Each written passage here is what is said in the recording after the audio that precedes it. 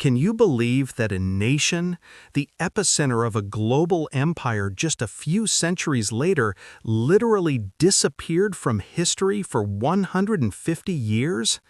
Imagine waking up one morning and the entire infrastructure of your world, the roads, the armies, the money, the very language of governance, simply vanished into the fog of the Atlantic.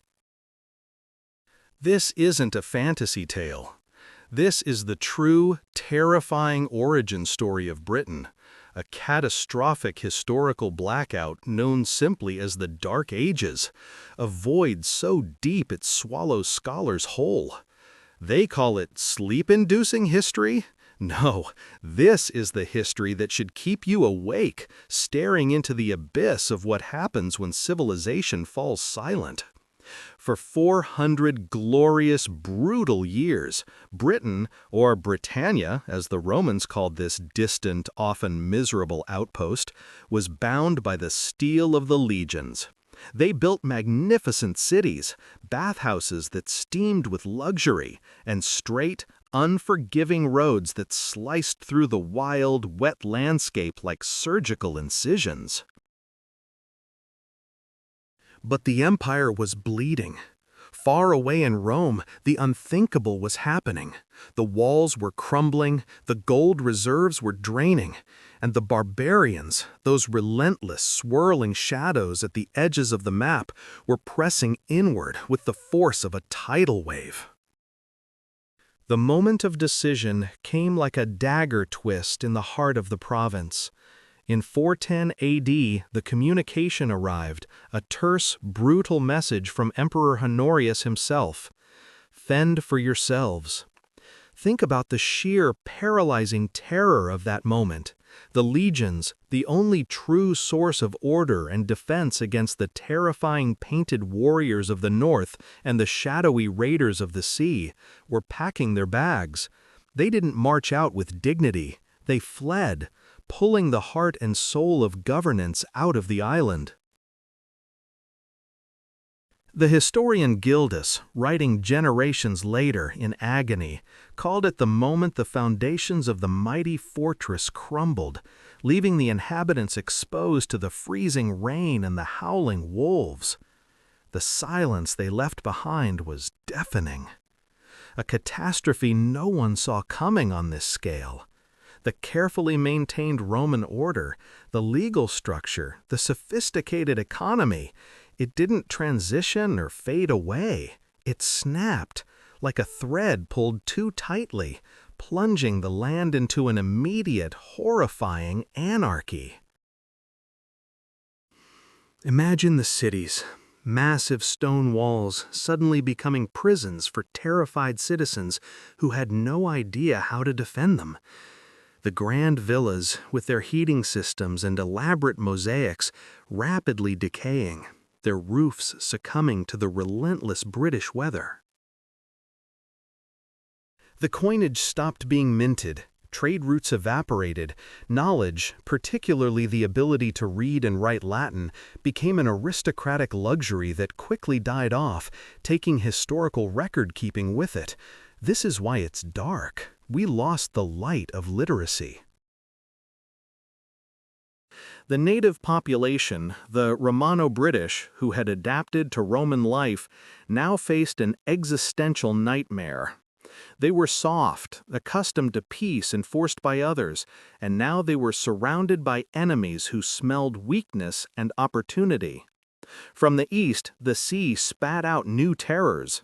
Ships with dragon heads and sails of rough cloth, carrying men speaking harsh, guttural languages, the Angles, the Saxons, and the Jutes.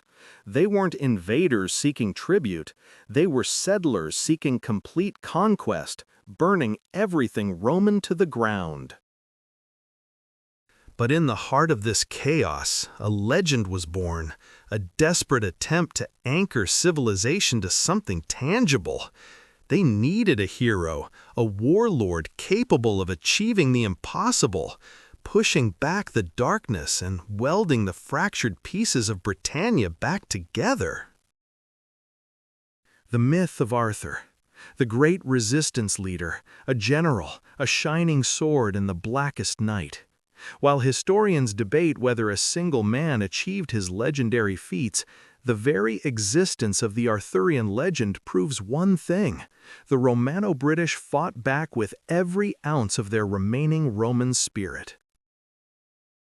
This was the true battle for the soul of the island, a desperate 150-year struggle where every victory was temporary and every loss meant the eradication of a cultural memory. Britain was no longer Britannia. It was becoming something new, something terrifyingly fractured and savage. The stage was set for the Anglo-Saxon heptarchy, 7 warring kingdoms rising from the ashes of Rome.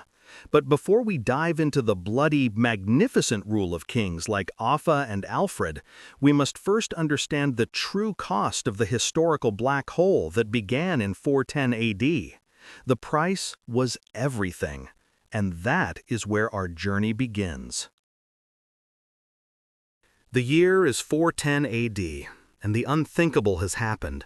The glittering shield of the Roman Empire, which had protected the island of Britannia for 4 crushing centuries, was pulled away, not with a bang, but with a horrifying, calculated shrug. Emperor Honorius, overwhelmed by the Vandal hordes hammering at the very gates of Rome itself, looked across the channel and whispered the words that condemned an entire population: "Look to your own defense." Those 5 words were the death knell of civilization as the Britons knew it. Imagine the scene: the last disciplined Roman legionary marching out of the fortress gates, their polished bronze disappearing into the mist, and the profound, echoing silence they left behind. It wasn't just soldiers who left, it was the entire bureaucratic engine, the system of law, the silver economy, and the crucial life-sustaining flow of official documentation. The light went out. The moment the legions dissolved, the meticulously maintained Roman roads turned from arteries of commerce into superhighways for predators. We aren't talking about a slow, graceful decline. We are talking about an immediate, systemic heart attack. The historical record immediately flatlines. For generations, everything was written down, categorized, and cataloged in the precise Roman style. But after 410 AD, nothing. Silence. Utter, terrifying silence. We lose track of nearly every powerful figure, every boundary, every legal structure. The great stone cities, Londinium, Eboracum, Verulamium, did not burn down overnight, but something far more insidious happened. They ceased to matter. The centralized infrastructure vanished, and the terrified, starving populace retreated into the hills, abandoning the monumental architecture built just a century before. Why maintain a centralized city when the central power is gone? Historians call this the sub-Roman period, but the Britons living through it likely called it hell. The only true contemporary voice we have that screams through the darkness is the terrifying account written by the cleric Gildas, perhaps a century after the withdrawal. His work, De Excidio et Conquesto Britannia, on the ruin and conquest of Britain, is less a historical text and more a spiritual indictment, a panicked snapshot of utter social collapse and moral failure. Gildas painted a horrifying picture of internal warfare, moral decay among the surviving Roman British rulers, and the constant, relentless pressure from the invaders. He speaks of the wailing of the Britons, the desperate plea sent to Rome, a plea that went unanswered, and the subsequent flight of the survivors. His writing confirms the catastrophic transition. The people who had lived in villas and used fine imported pottery were now fighting for scraps of land with crude spear and shield against an enemy they couldn't possibly understand or contain.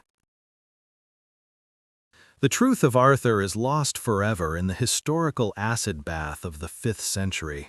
We search frantically for archaeological evidence of the battles he supposedly won, like Mount Badon, yet the records simply aren't there. All we see is the chilling reversal of cultural progress, the replacement of intricate Roman burial rites with the simple, warrior-focused grave goods of the incoming Germanic tribes. The stone buildings crumble, the Latin language fades among the peasantry, and the island is fractured into dozens of tiny, warring territories.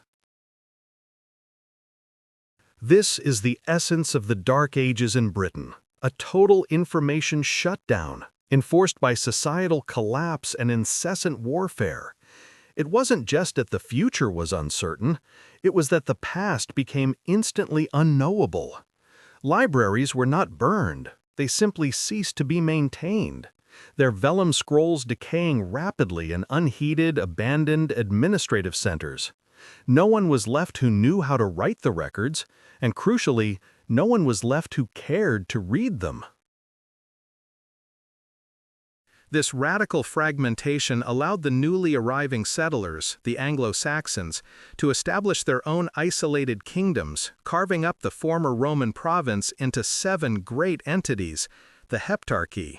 Think of Wessex, Mercia, Northumbria, and the others. These new kingdoms didn't attempt to build on the Roman foundation. They ignored it, often building their crude timber halls directly over the ruins of Roman villas, viewing the ancient stone structures as nothing more than convenient quarries for building materials, a catastrophic step backward. The shift wasn't just political, it was profoundly spiritual. The slow, fading influence of Christianity, established under Rome, was nearly extinguished, replaced by the fierce war god pantheon of the Germanic newcomers, Woden, Tyr, Thor, and Frigg. The very days of the week we use today are a constant, subconscious reminder of this fundamental and complete cultural replacement. Sunday became Sun's Day. Wednesday became Woden's Day, a silent memorial to the victory of the invaders. The Britons who survived, who we now call the Welsh, were pushed ruthlessly to the western edges of the island, into Cornwall, Wales, and Strathclyde, separated from the newcomers not just by fierce borders, by language, customs, and an enduring, bitter hatred. The story of post-Roman Britain is the story of this relentless, catastrophic, and almost entirely undocumented collision between Roman legacy and Germanic fury. We are dealing with a period where the only surviving truth is what the victors wrote down centuries later, or the desperate, mournful poetry of the vanquished.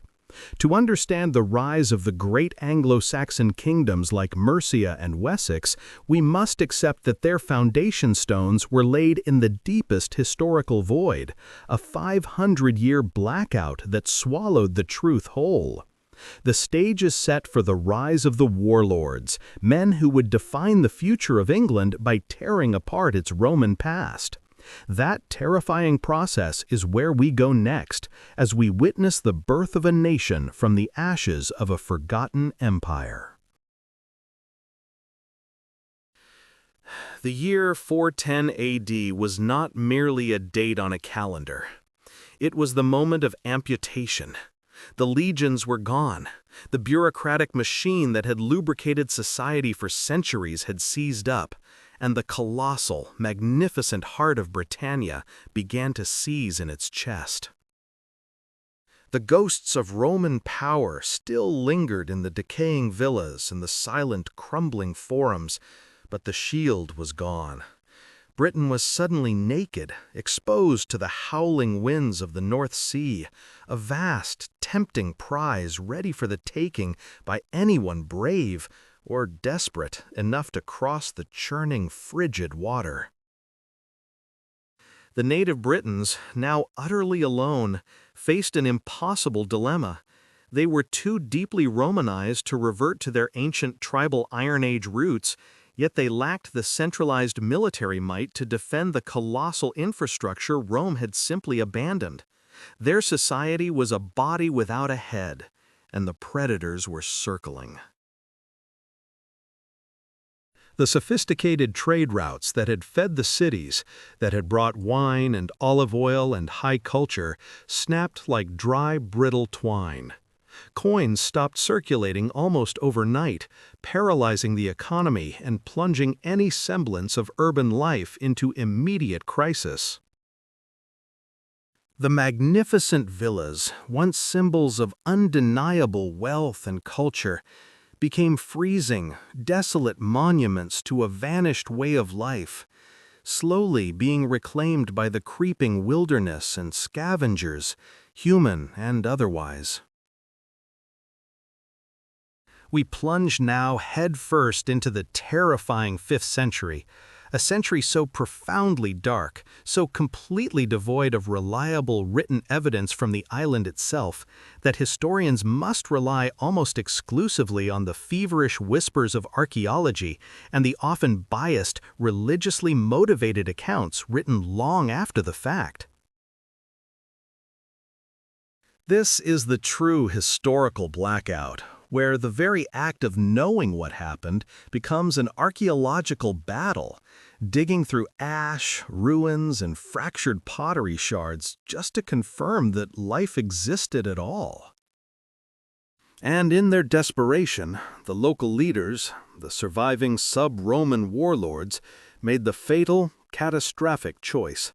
They looked east, not for allies, but for hired muscle, mercenary killers who knew how to fight the terrifying Picts and Scots who were spilling over the northern borders in terrifying, relentless waves.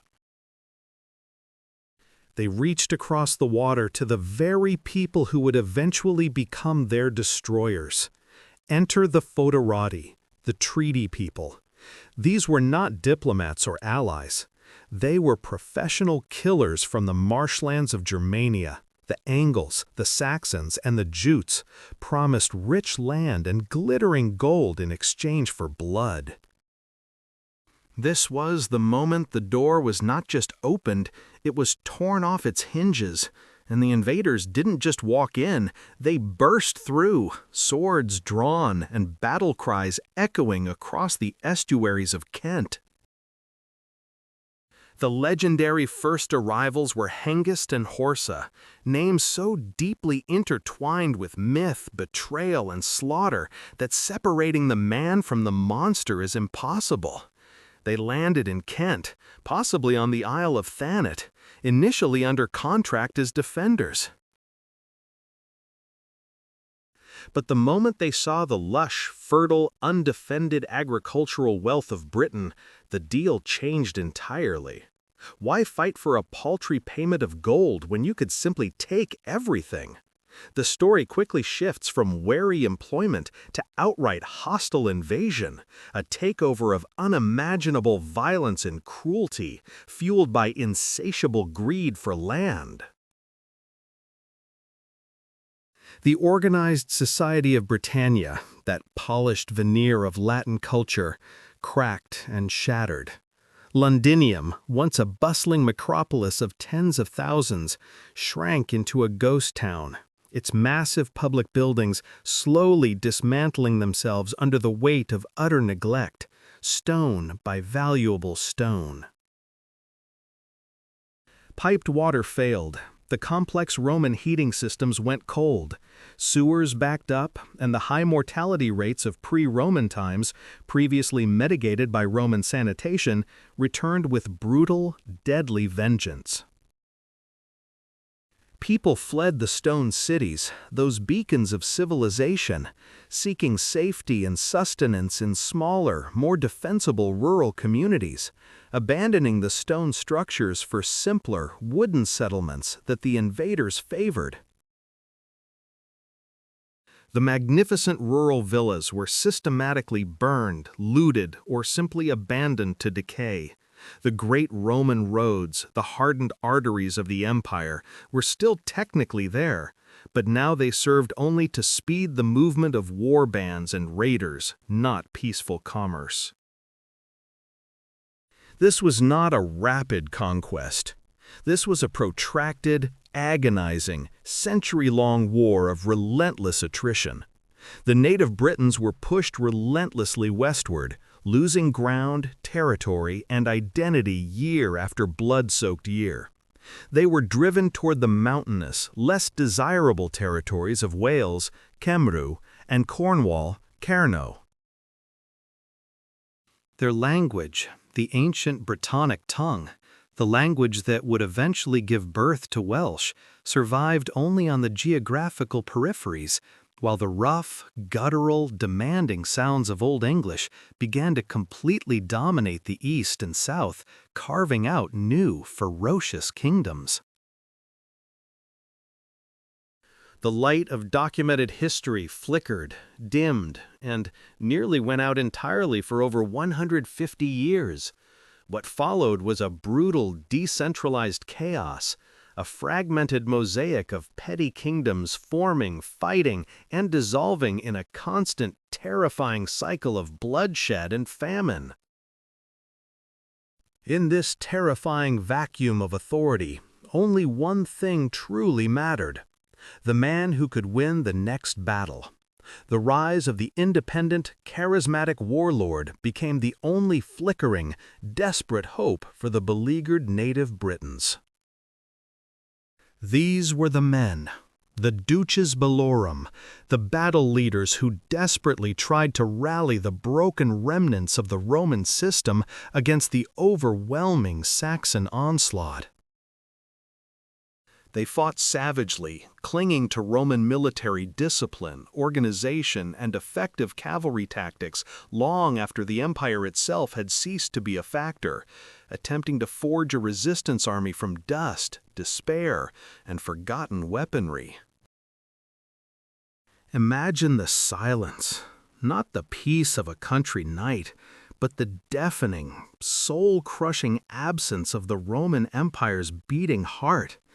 When the last legionary ship pulled away, taking with it the red standards and the glorious eagles, they didn't just take soldiers. They took the very concept of order. The light switch had been violently ripped from the wall. For 400 years, Roman Britannia lived by the rule of law, standardized concrete, and meticulously organized supply chains. Now, those chains rusted, snapped, and dissolved into the mud. The vast, intricate bureaucracy that managed everything from tax collection to sewage disposal simply evaporated overnight. The cities, Londinium, Eboracum, Verulamium, monuments to civilization, began their immediate, agonizing decay. They didn't burn down. They were choked by neglect. The hypocaust systems, which once heated the villas of the wealthy, went cold forever, their complex piping clogged by debris and rats. The great Roman roads, the arteries of the province, became treacherous death traps, no longer patrolled by cohorts.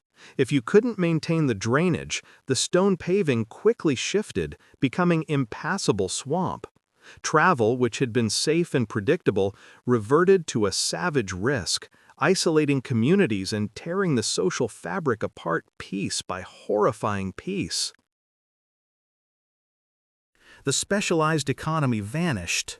Where would a potter get the standardized clay? Where would a blacksmith find the imported iron ore?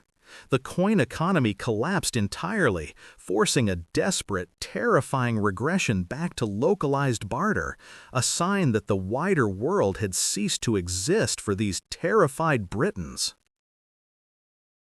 This wasn't just poverty. This was the sudden, violent death of knowledge. The sophisticated water systems, aqueducts, and public baths were abandoned, not because the Britons couldn't use them, but because they lacked the engineers and the centralized power to repair a single critical breach. It takes an empire to run a city. It takes 2 desperate hands and a prayer to run a village. We know, because the historical echo chamber has left us fragmented whispers, that the desperate British leaders sent a final desperate plea across the Channel, a message known to history as the groans of the Britons.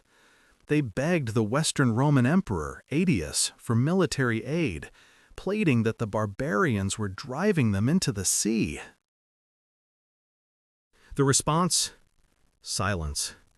The Emperor Aetius, fighting for the literal survival of Rome itself against the unimaginable horror of Attila the Hun, simply didn't have a single legion to spare for a forgotten, damp island on the very edge of the world. Britannia was officially, irrevocably, alone.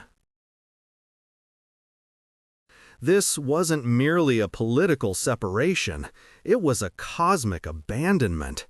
And into this vacuum, into this silence left by the departed eagles and the severed lines of communication, came the shadow that would define the next 5 centuries, the ruthless, blood-soaked arrival of the Saxon war bands. These weren't unified armies. They were fragmented, hungry groups of warriors from the Germanic lowlands, Jutes, Angles, and Saxons. Initially, the remaining British leaders, the self-proclaimed successors to Roman authority, the Dux Britanniarum or similar powerful figures, saw them not as invaders but as mercenaries, a cheap, terrifying solution to their defense crisis. The deal was simple and fundamentally flawed. Protect us from the Picts and the Scots, and we will give you land and silver. History screams the name of Vortigern, the high king or warlord often blamed for this fateful, catastrophic bargain. He invited the initial Saxon contingents, led by the legendary brothers Hengist and Horsa, to settle on the eastern coast, promising them rations in return for their savagery. But when the food ran low and the promises turned hollow, the mercenaries looked at the soft, unprotected land of the Britons. They looked at the decaying Roman villas, and they realized something terrifying. They didn't need to be paid for this land. They could simply take it. The betrayal was swift, brutal, and absolute. The mercenaries turned their iron swords not against the northern tribes, but against their former employers. This was not a war of conquest as Rome understood it. This was a war of extermination and displacement, resulting in generations of localized, grinding violence that tore the heart out of post-Roman Britain. The archaeological record becomes a terrifying graph of decline.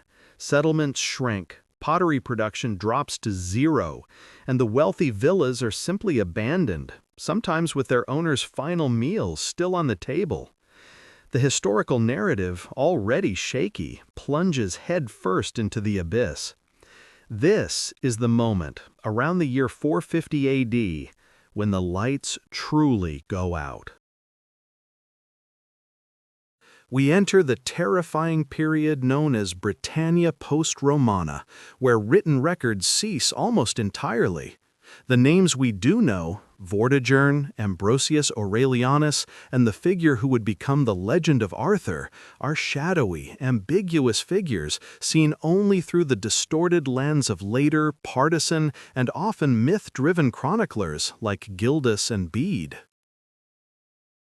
It was the ultimate catastrophe. Not only were the Britons losing their physical lives and their land, they were losing their history. They were swallowed by the wave of the invaders, a wave so comprehensive that when the smoke finally cleared, a new world, Angloland, had begun to rise from the ashes of the lost civilization. A world where the memory of the emperors was just a ghost, and where survival was the only law. This total, devastating collapse, this complete societal amnesia, sets the stage for the most enduring mystery of the Dark Ages.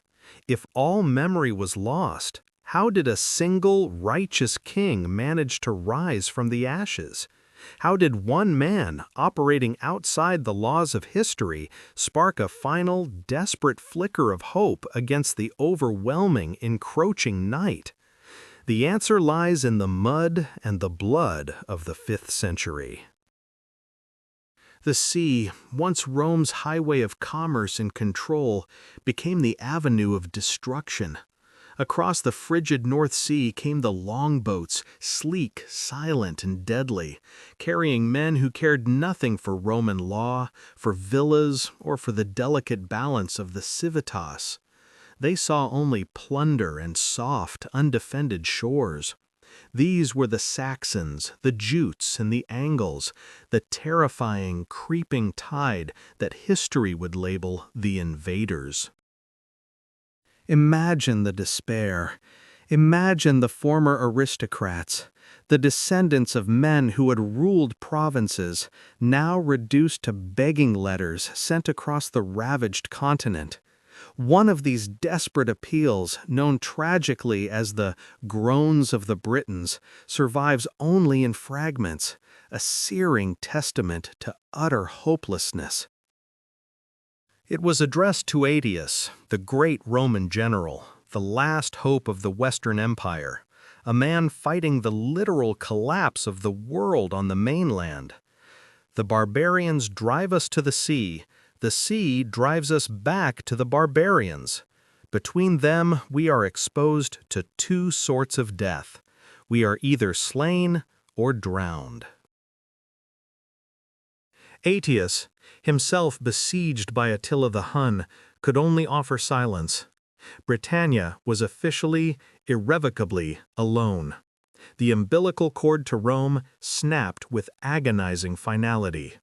The great Western Empire, struggling in its death throes, could offer no comfort, no legions, no hope. This vacuum of leadership demanded a hero, or at least a ruthless survivor, capable of uniting the shattered remnants of Roman order. The historical record, thin as gossamer, offers one name that gleams through the gloom: Ambrosius Aurelianus.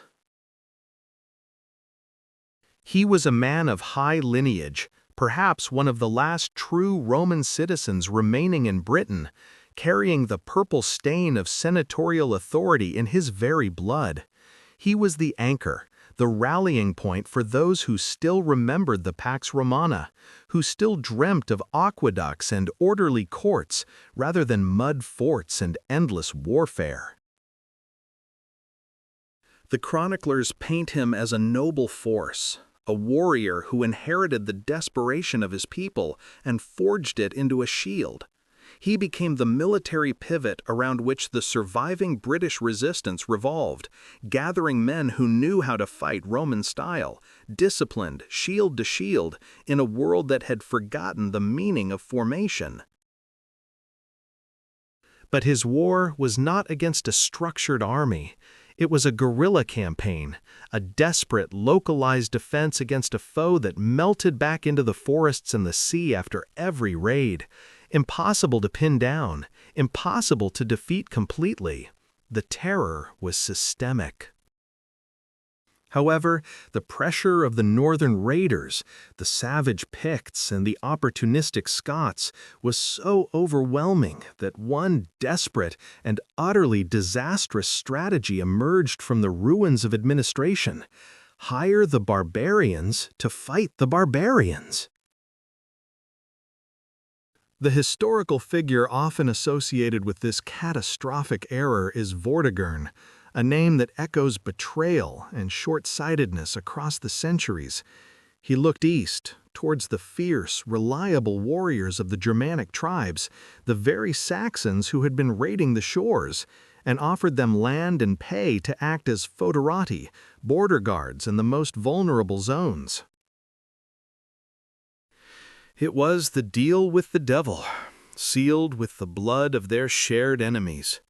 Vortigern invited the wolf into the sheep pen, offering the legendary figures Hengist and Horsa, or perhaps a collection of powerful warlords operating under those names, control over crucial territories like the Isle of Thanet. The Saxons performed their duty initially, pushing back the Picts with brutal efficiency. But they were mercenaries, not loyal citizens, and soon they realized the sheer weakness of their employers and the vulnerability of the rich, soft lands they were hired to protect.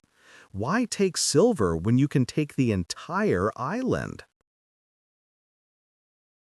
The payment demands escalated quickly, growing exponentially as the Saxon ranks swelled with new arrivals hungry for British soil. When the starving, collapsing British administration failed to meet the ransom, the flames began to rise across the land. This was the moment of total fracture, the transition from controlled decline to outright cataclysmic war. Cities that had been the pride of the province, places like London, Colchester, and Wroxeter, centers of Roman life for 4 centuries, were abandoned, not neatly, but suddenly, violently. Their public markets turned into ash pits, their magnificent temples into ruins haunted by the sounds of slaughter and the smell of smoke. The literary evidence for this period becomes a chilling scream. Gildas, writing his Jeremiad on the ruin and conquest of Britain a generation later, describes a fire that swept from sea to sea, not just a metaphor, but a literal, consuming devastation that spared neither rich nor poor, leaving only scattered pockets of terrified survivors clinging to the western mountains. What makes this era so terrifyingly dark is not just the physical destruction, but the intellectual annihilation. The scribes died or fled. The sophisticated administrative apparatus that required record-keeping vanished. The great libraries, the scrolls detailing law and governance, dissolved into the damp British climate, or were used for kindling by men who had no need for philosophy, only warmth. History itself became illiterate. The institutional memory of the island wiped clean. For a period spanning almost 2 centuries, the written voice of Britain almost entirely ceased, replaced by the clash of steel, the desperate prayers of monks, and a terrifying silence. A silence that screams of unimaginable loss and the systematic, brutal erasure of 400 years of civilization, leaving only shadows for us to chase and the promise of a final, desperate stand. The promised final, desperate stand was not a glorious battle. It was a slow, agonizing disintegration, a scream swallowed by the immense silence of history. The year 410 AD was not a clean break, but a terrifying countdown, where the structural integrity of 4 centuries of Roman civilization began to crumble, brick by agonizing brick, until nothing remained but dust and dread. The instant the last true legionary ship disappeared beyond the horizon, the political vacuum created was absolute, instantly filled by the most ancient and brutal instinct, survival at any cost. Every petty official, every regional strongman suddenly saw an opportunity, creating a chaotic patchwork of self-declared kings and warlords who were more concerned with fighting each other than with facing the inevitable external threat. And into this vacuum sailed the nightmare.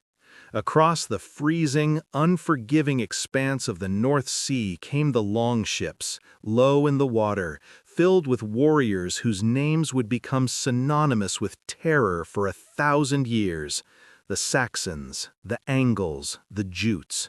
They did not arrive as a unified conquering army. They came first as opportunistic raiders, seeing the undefended coasts as an invitation to plunder the forgotten wealth of the former Roman province. They were the fallout of the continental destruction, pushed westward by the terrifying Huns and the pressures of the Welkerwanderung migration period, viewing Britain as a pristine, ripe target, a land of forgotten riches and weak, squabbling leadership. To the terrified, fragmented Britons, these invaders were pure savagery given flesh, appearing seemingly from nowhere, striking with merciless speed at coastal villas and undefended ports. But the true horror, the ultimate act of fatal folly, came from within. The desperate, panicked British leadership, embodied by the man known to history as Vortigern, made a decision so catastrophic it sealed the fate of the island. He chose to fight fire with kerosene. Seeing the escalating threat from the Picts in the north and the Irish Scotti in the west, Vortigern, or the council he represented, chose to gamble everything on a deal with the devil.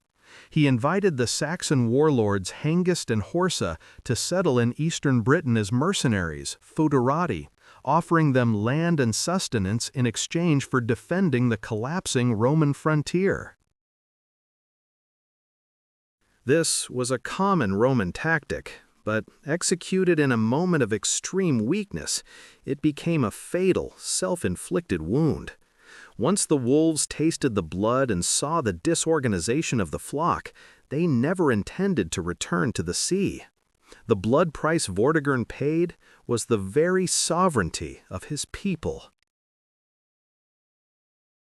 The historical record of this immediate period, the mid-5th century, is a catastrophic blackout, known almost entirely through the desperate, furious lamentations of the monk Gildas, who wrote his terrifying treatise De Excidio et Conquestu Britannia, on the ruin and conquest of Britain, generations later. Gildas, writing as a survivor, did not chronicle a military history. He delivered a sermon of divine vengeance. He describes the Saxon arrival not as a conflict, but as an uncontrollable conflagration, a fire of vengeance kindled by the hands of the invaders and the sins of the Britons, which swept the island from sea to sea, sparing no one. His words are stark and chilling. The flame of vengeance, justly kindled for our crimes, spread from sea to sea, devouring all the neighboring cities and lands. This dramatic language underscores the sheer scale of the collapse. The major Roman cities did not fall in glorious sieges. They simply suffocated, abandoned, their infrastructure dissolving into squalor, the inhabitants fleeing to the rural strongholds or the relative safety of the western mountains. The complex network of roads that had defined Roman Britain became channels for the invaders, arteries for the spreading terror. The organized societal structure crumbled completely into tribal warlordism, where loyalty was bought with steel and survival depended entirely on the strength of the nearest local strongman, if one could even be found. The language, the law, the very memory of organized governance began to fade, replaced by the grim, terrifying realities of constant skirmishing and the desperate need to harvest enough food before the next wave of coastal raiders arrived, demanding tribute or taking lives. Imagine the sheer psychological trauma. One generation lived in a world of baths, literacy, and imperial law. The next was hiding in the thick, damp forests, terrified of the shadow cast by a Saxon spearman demanding the right to your life and land. This is the ultimate unwritten chapter of the Dark Ages, the sound of libraries burning and the terrifying silence where intellectual life once thrived. The Britons were pushed relentlessly west, into Cornwall, Dumnonia, into Wales, Gwynedd, Powys, and north into the territories that would become the Old North, Hen Ogledd, fighting a rearguard action that stretched for centuries, their Roman heritage shrinking with every lost battle, every burnt farmstead, in a desperate last-ditch attempt to save the remnants of their world from complete oblivion. They fought desperately, clinging to the skeletal remains of Hadrian's legacy and the crumbling walls of their villas. But the enemy they faced was not one organized army. It was a geological trauma, a screaming, blood-soaked tide of human displacement that simply refused to stop flowing. The year 450 AD marked the point of no return, the moment when the lights went out for good, plunging Britain into a historical void so deep that historians still grope blindly for answers today. This was not just a military collapse, it was the ultimate documentary erasure. The records, once meticulously kept in municipal archives across the provinces, vanished. They were not merely lost, they were actively destroyed, whether by invaders who saw Latin scrolls as useless kindling, or by starving, fleeing Britons who prioritized survival over preserving the tax rolls of a dead empire. The truth is terrifying. The very memory of the Roman way of life was actively suffocated, leaving us with a patchwork of terrified hagiographies and dubious genealogies. Imagine the sheer psychological horror of watching your language, the language of law, order, and civilization, Latin, shrivel into a strange, localized dialect, while across the river, a harsh, guttural tongue, Old English, began to take root, replacing the names of your ancestors' gods and your cities with alien, unforgiving sounds. Londinium became Lundenwick. Iberacum became Jofferwick. The very identity of the island was being carved away by the invading Saxons, Angles, and Jutes, wave after brutal wave, crashing onto the eastern shores. The sources we do have, scraps from Gildas, the terrifying sermons of a man writing from the edge of the known world, painting the native Britons as sinful cowards who brought this disaster upon themselves, tell a story of utter panic. He described the invaders, often led by figures like the legendary Hengist and Horsa, as wolves in the fold, initially invited as mere mercenaries to help fight the Picts, only to turn their knives on their employers in a horrific betrayal. This catastrophic moment, where hired guns became the ultimate usurpers, crystallized the fate of the island. The invaders were promised land and silver. They took the entire country. And yet, amid this black tide of oblivion, one name, one single flicker of resistance, still burns so brightly it threatens to consume history itself: Arthur.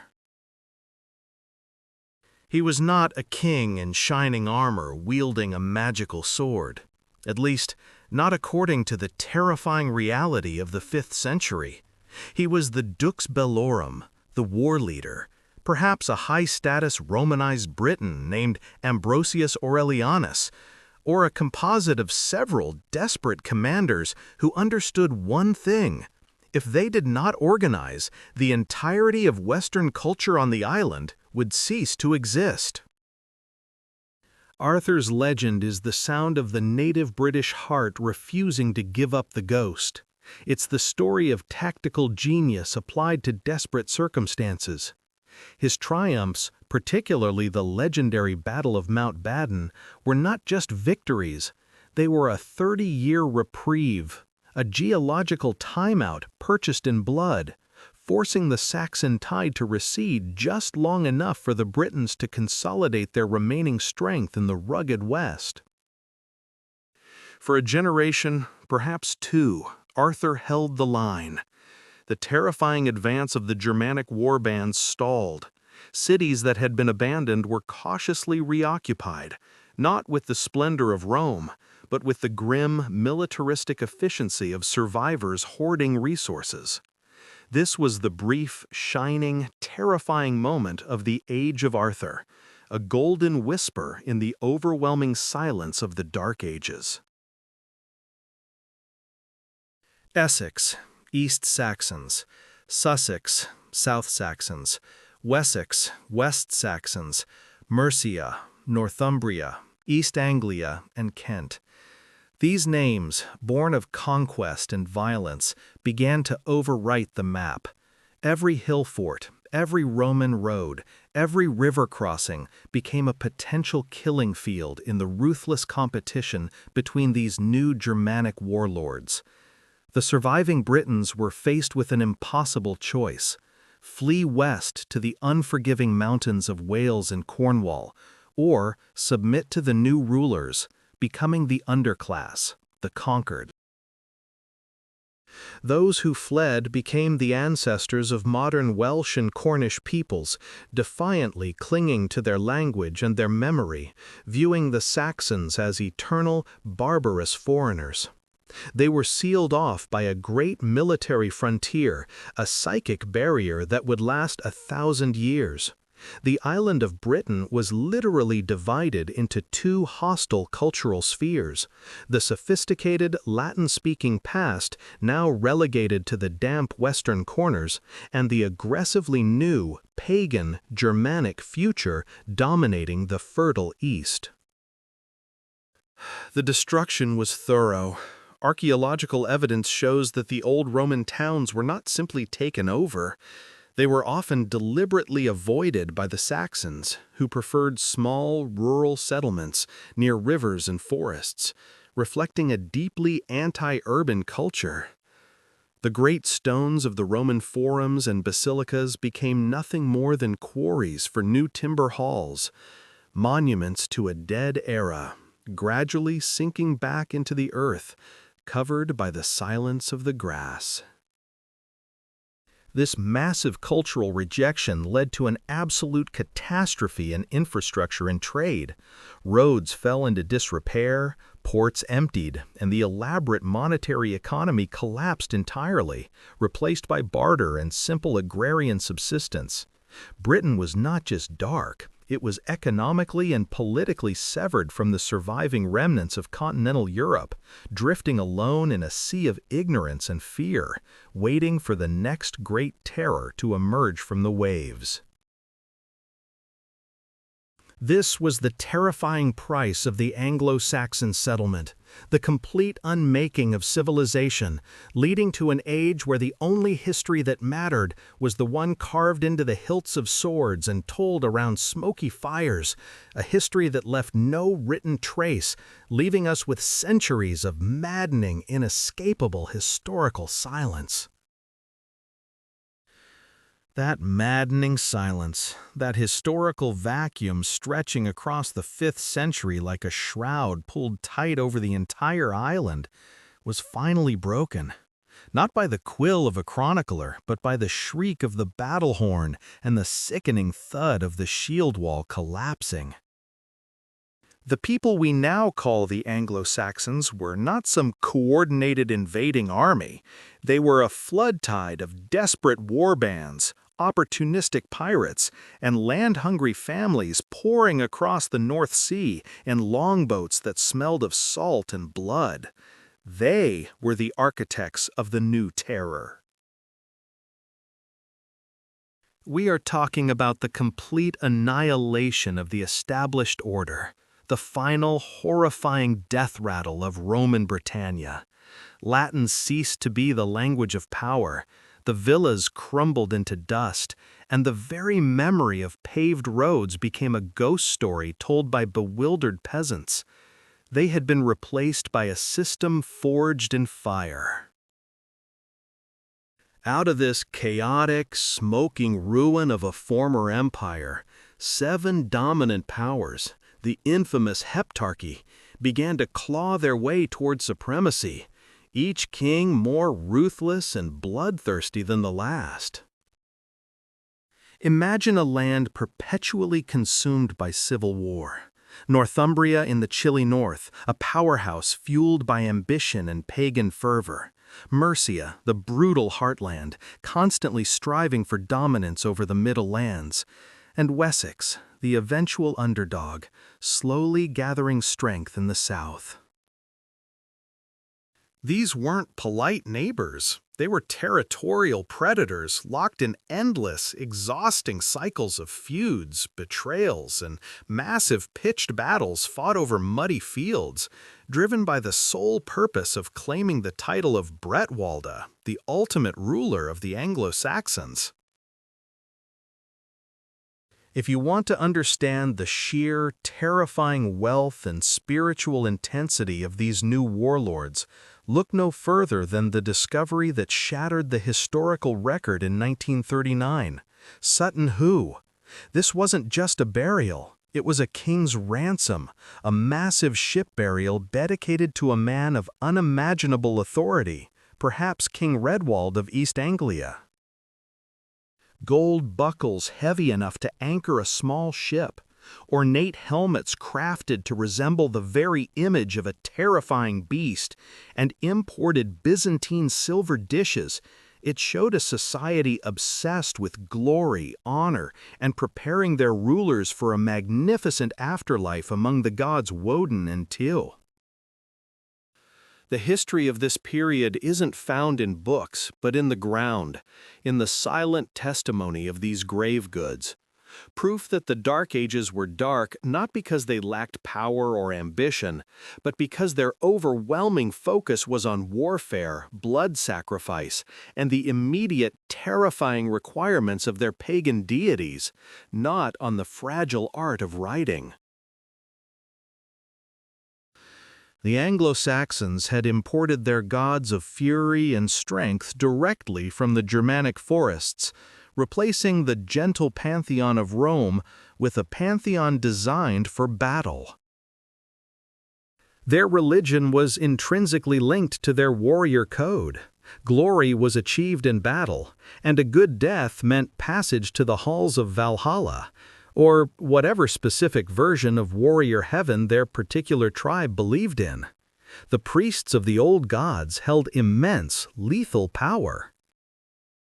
Just as the Anglo-Saxon kings were solidifying their grip on the land, dragging the continent into a seemingly inescapable abyss of paganism and blood sacrifice, a single flicker of light pierced the gloom, a whisper carried on the winds from distant Rome.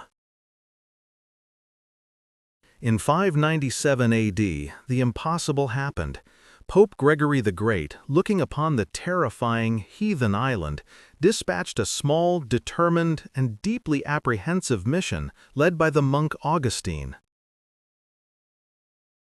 Imagine the sheer, unbelievable audacity of this venture. A small band of priests walking unarmed into the court of King Ethelbert of Kent, a man whose gods demanded constant blood payment and whose power was absolute, with nothing but a cross and a prayer.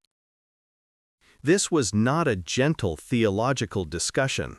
This was a high-stakes cultural confrontation where the wrong word could mean immediate execution and the end of the entire missionary project. Augustine had to convince a warrior king steeped in the lore of Woden and Thor to abandon his ancestors' gods for a savior who died on a cross. The initial conversions were transactional, a political calculation by the kings who recognized the administrative and diplomatic advantages of aligning with the increasingly powerful Christian monarchies of the continent. It was a terrifying gamble that often backfired spectacularly. When King Edwin of Northumbria was finally converted by Paulinus in 627, it was a monumental event, marking the tentative Christianization of the North.